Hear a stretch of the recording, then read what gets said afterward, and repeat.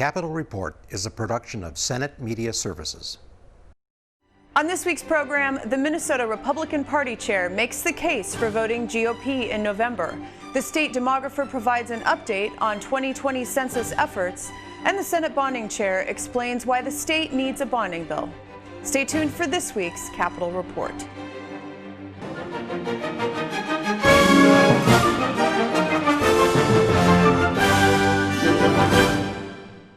Welcome to this week's program. I'm Shannon Lurkey. With the November election fast approaching, we are continuing to bring you the perspectives of legislative and party leaders.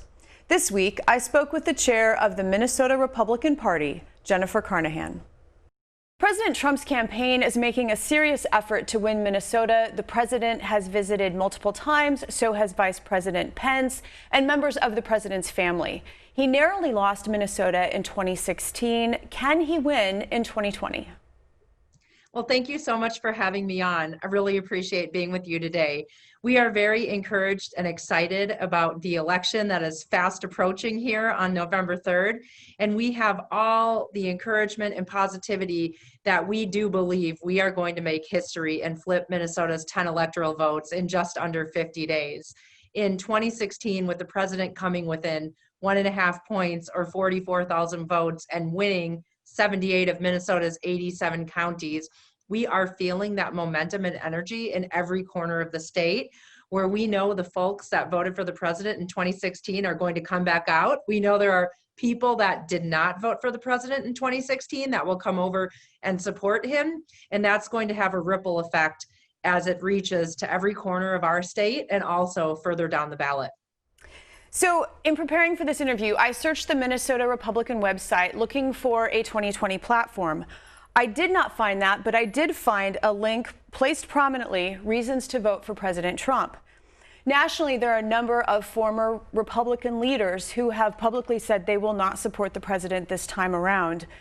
Are you concerned that by aligning the state Republican Party to the president, it may affect voting down the ballot locally and statewide, or is having President Trump at the top of the ticket advantageous for the party's success? President Trump is our biggest asset on the ballot this year, hands down. You know, folks can support and not support whoever they want to, but the support for our president among all the leaders in Minnesota, among all of our activists, right, among candidates, among just general everyday families is very, very strong. And we know that with the president being at the top of the ticket, because of everything he stands for and the level of turnout that he is going to be able to inspire, that further down ballot candidates in districts that may have been challenging for Republicans before are now all of a sudden very much opportunities for us to flip or pick up. And we saw that happen in 2016 also. So in a recent opinion for the Star Tribune, you said, quote, President Trump's first-term accomplishments are victories for the private sector, the working men and women and families across the country. So locally speaking, how have the president's policies helped Minnesotans? Yeah, so we've seen under this president historic tax reform, right? Large economic growth. I think we just got off of August, where we had the largest job gain in American history with the number of jobs that were added across the country. And here in Minnesota, it's the same thing. You know, you can go and talk to all these local business owners. I own a business myself up in the Brainerd Lakes area. And obviously, a lot of us were hit hard by the pandemic. But prior to the pandemic, people were adding jobs, people were expanding their companies, and it was across all sectors of Minnesota. Everything from the Fortune 500s to the mid-sized companies to the Main Street small businesses like myself. And unfortunately, we're all hit a little bit hard by the pandemic and our governor's extreme orders on Minnesota, which put a lot of us in a bad spot. But now that we are moving through that and coming on the other side, we're seeing the president stand very strongly for that again. And consumer spending is coming back, right? The stock market's going up, and now businesses are starting to be able to reignite their engines as to where we were before the pandemic. As you know, all 201 legislative seats are up for grabs this November. The Senate Republicans hold the majority right now, 35-32. The House is controlled by the DFL by a slightly larger margin, 75-59. What is the Republican message that will enable the party to gain control of the House, maintain control of the Senate, and have complete control of the legislature next year? I think there are a couple of things that will work in our favor and will align and really resonate with the voters all across the state. The first one is Governor Tim Walz. He unilaterally gave himself executive powers to completely run this state and go around democracy and the legislative process. We have three co-equal branches of government. And basically right now, Minnesota's been living under one person's rule since March. And that is not what Minnesotans believe in or what they stand for.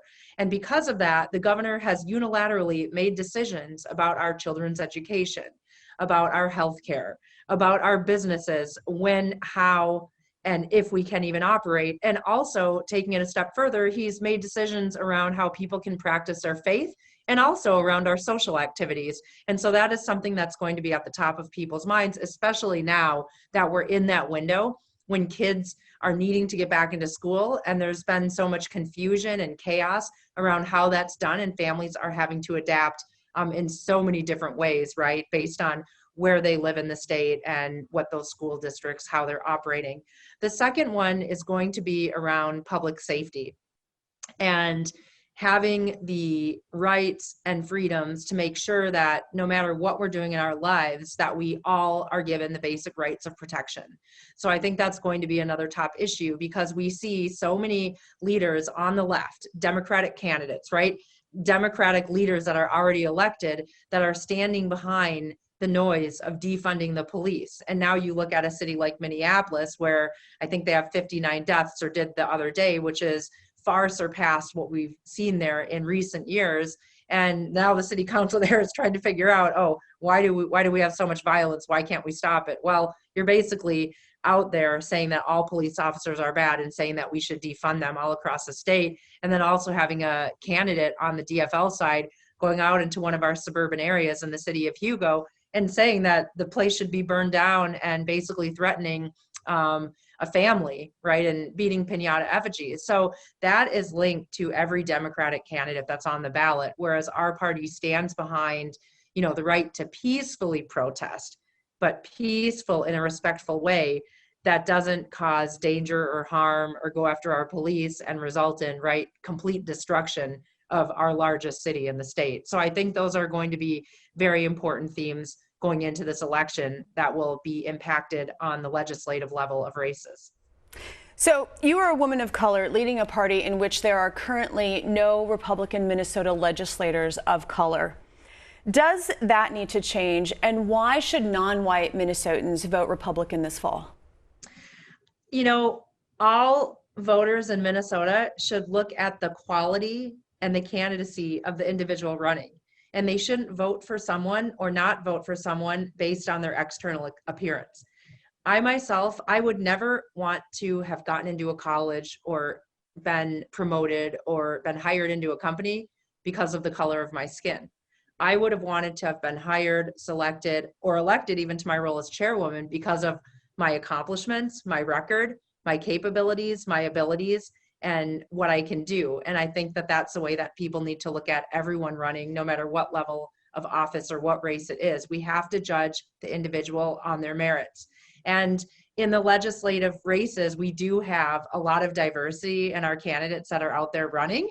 Some seats are more difficult for us to win than others, just based on the kind of demographic, not even the demographic, the voter makeup, right? Minneapolis and St. Paul, when you get into their core, they're very difficult places for us to win as a party. I ran there myself for state senate in 2016, and I got 22.5% of the vote, and that was a record in the history of Republicans running in that area. So we do have a lot of diverse candidates running, not only at the legislative level, but also at the federal level. We have Lacey Johnson, who's running for Congress, and Kendall Qualls, two Black men that have impressive backgrounds. And, we continue to recruit and build bridges into new communities and really to try to widen our tent and show people the foundational values of our country that really align with the American dream and what people, I think, are seeking for future generations. And finally, before we go, COVID-19 has completely upended our lives in so many ways and may actually impact how people vote or if they vote in November. Are you recommending absentee ballots, and are you at all concerned about the slowdowns in the Postal Service?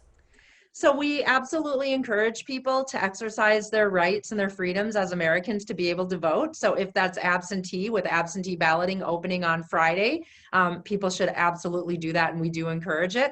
But a lot of folks as well want to be able to go vote in person. We also encourage that because that is their right.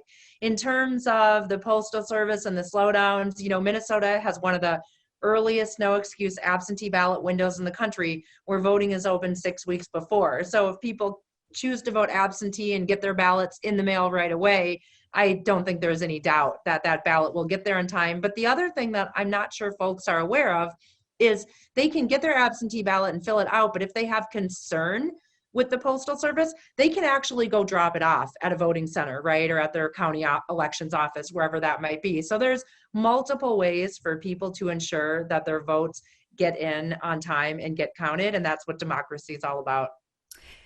Chair Jennifer Carnahan, thank you so much for your time today. Thank you for having me.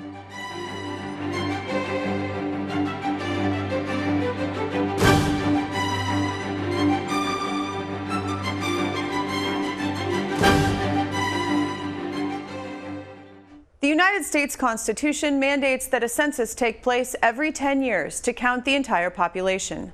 That information is critically important in determining political representation and funding for vital services. The state's demographer, Susan Brower, joined me to provide an update on Minnesota's efforts. Census forms need to be filled out by the end of the month, a month earlier than had been originally scheduled.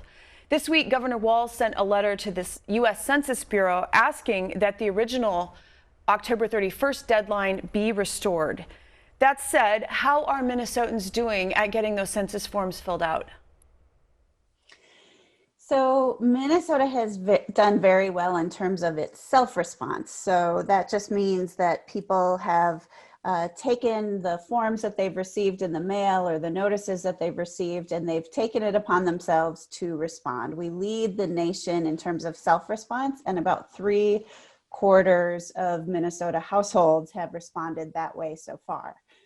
The Census Bureau then follows up with the households that haven't responded, and we're still kind of working through that self-response. We're not as far as maybe we would hoped, and not as far as some other states in that part of the response. And so overall, Minnesota is at 97% responded or counted. That sounds like a really high percentage, and it is, but there's still 157,000 households yet to count in just about 2 weeks. So while it sounds very good, there's still some urgency, quite a bit of urgency, to get those last households counted. Well, let's dig into those numbers just a little bit, because according to a recent KSTP story, some areas of Minneapolis and St. Paul have a response rate of less than 50%. And as you mentioned, Minnesota is historically, near the top at doing census and voting and all of those other, civic engagement activities. But then on September 1st, the Star Tribune reported that the state has fallen to 11th right now. So you mentioned that 150,000 that really need to be counted. How do we get to those people?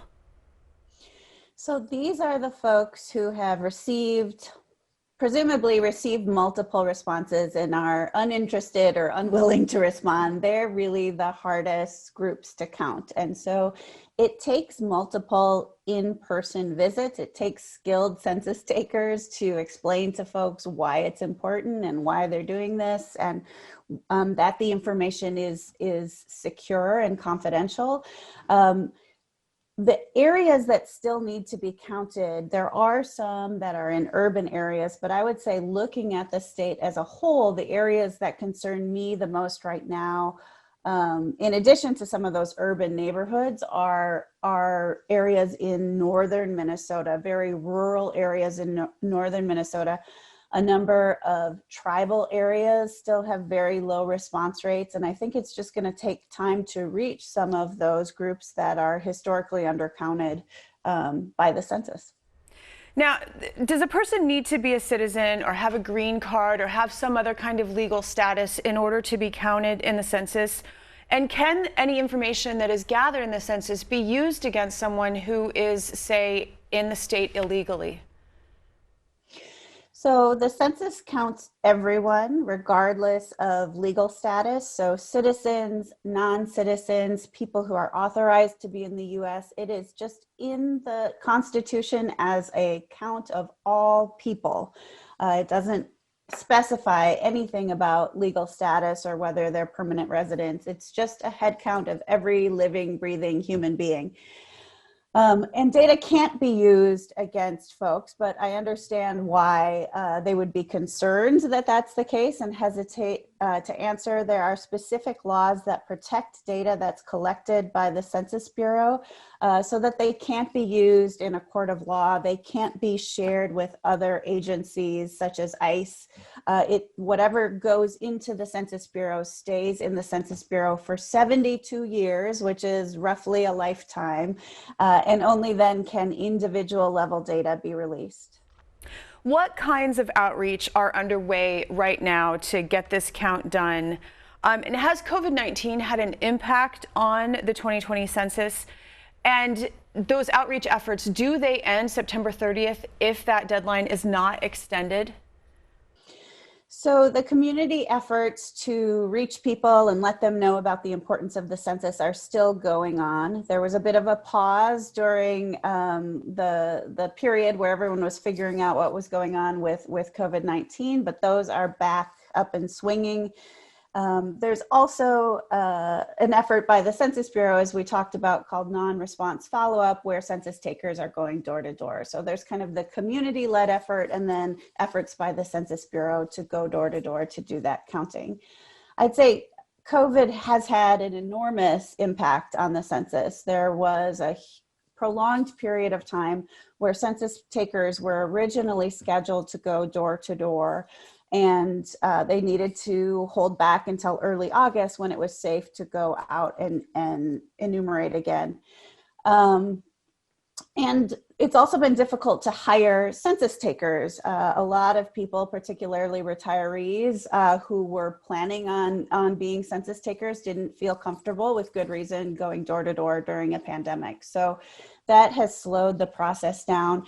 There's also been kind of a back and forth yo-yo with the deadline of the census. We had an October 31st ending in our sites for many months, and at the beginning of August, that was turned around to September 30th, which was a surprise to a lot of folks and caused kind of a lot of stir and questions about whether the count can be completed in the next 2 weeks. So yes, it's a huge impact by COVID-19. Briefly, before we have to go, what are the ramifications of not having an accurate count? It's really hard to overstate how important this census is. I would say the biggest ramifications are going to be a distortion of political representation. We won't have the same political representation that we would have if we had a thorough and complete count. We're at risk of losing our 8th congressional seat. That is up in the air, kind of in the whole series of questions, the cloud of questions about how this count is being done. And then there's all kinds of funding that's tied to this count. And so, any question about whether the count is fair, accurate, complete will tie back to whether funding and representation is fair and accurate. And so there's a lot at stake, and there's really a lot of confusion going on right now just about whether this count can be done. Susan Brower, I want to thank you so much for your time. Thank you. Thanks for having me.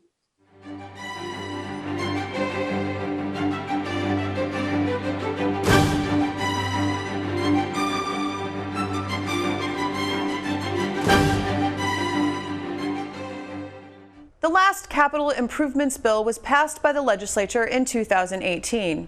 This year's package of funding for crucial state infrastructure improvements has come close, and time is running out. Senate Bonding Chair David Senjem joined me this week to make the case for a bonding bill. The House failed to pass a bonding bill in the July special session. Since then, a bonding bill hasn't happened in the subsequent special sessions because we've had this quiet period due to bond sales of other authorized funds. That quiet period is ending. In your view, would a bonding bill be an important move right now? Shannon, yes, it would very much. It's good to be with you today. Yeah, there's a lot of infrastructure projects all across Minnesota that are just vitally important to certainly not only the state of Minnesota, but the community as well.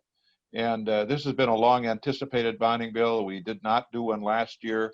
Our last larger one was in 2018. It is ready. The interest rates are low. It's a good time to do one for a lot of reasons, not of the least. Some job creation out there that's desperately needed. So the July bill was about $1.5 billion.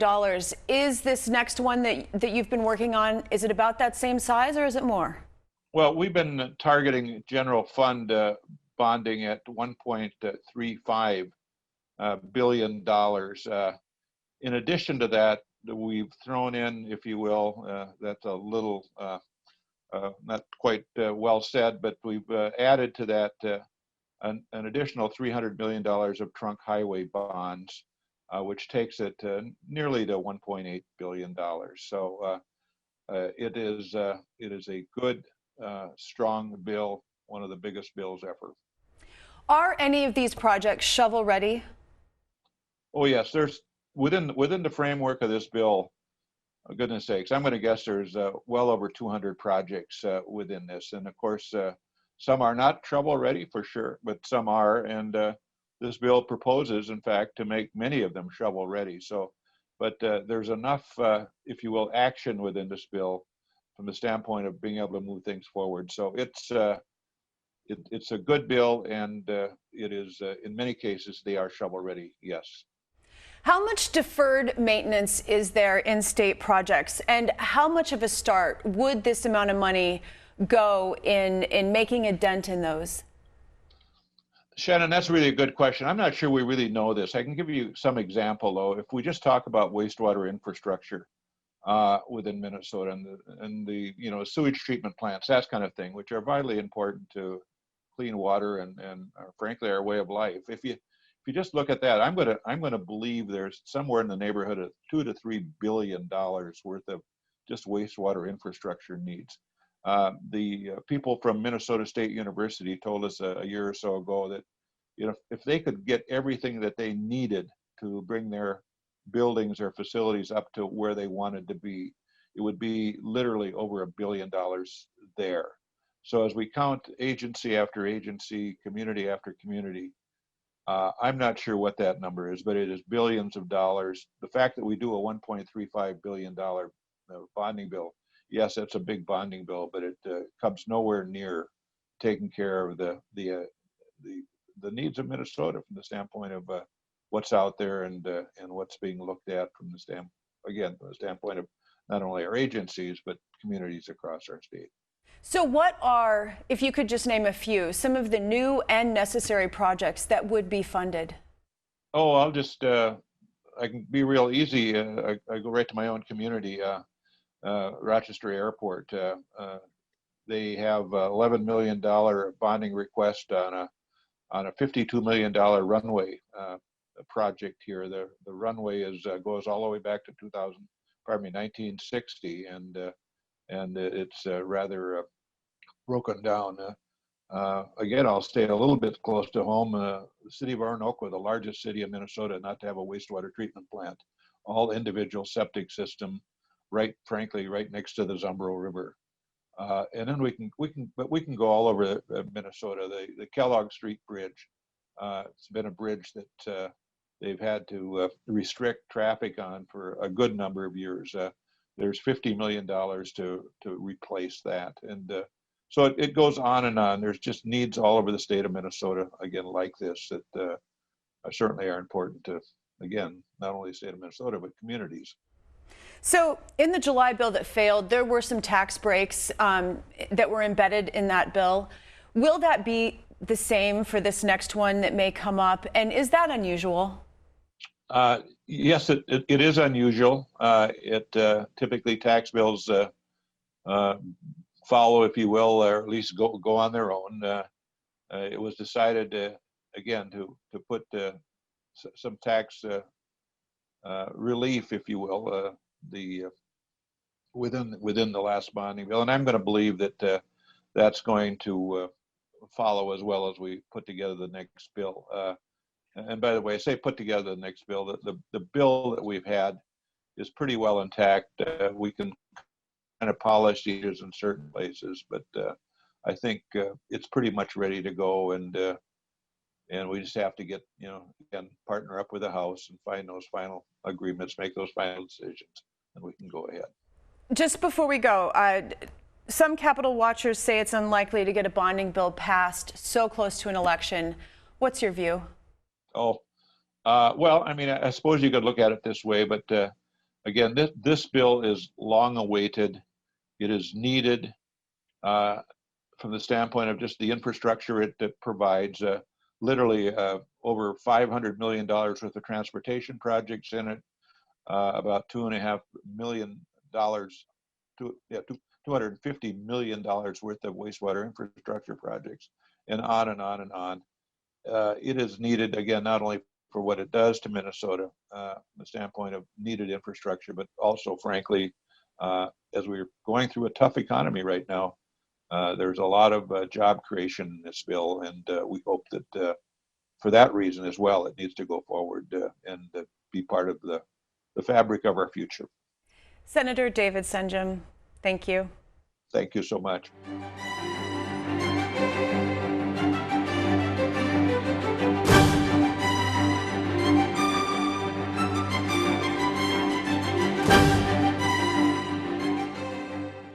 Senate photographer David Oakes has retired after more than 35 years at the Capitol. Here are some of his favorite images.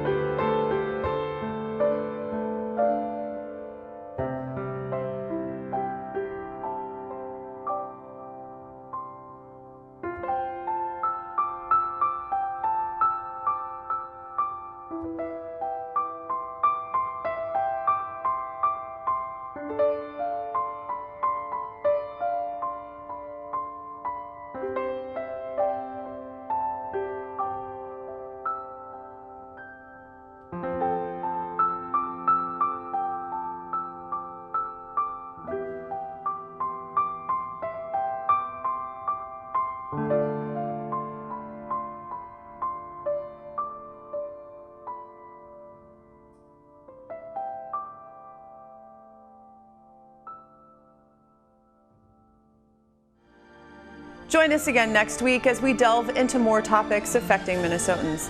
I'm Shannon Lurkey, and on behalf of all of us at Senate Media Services, thanks for watching.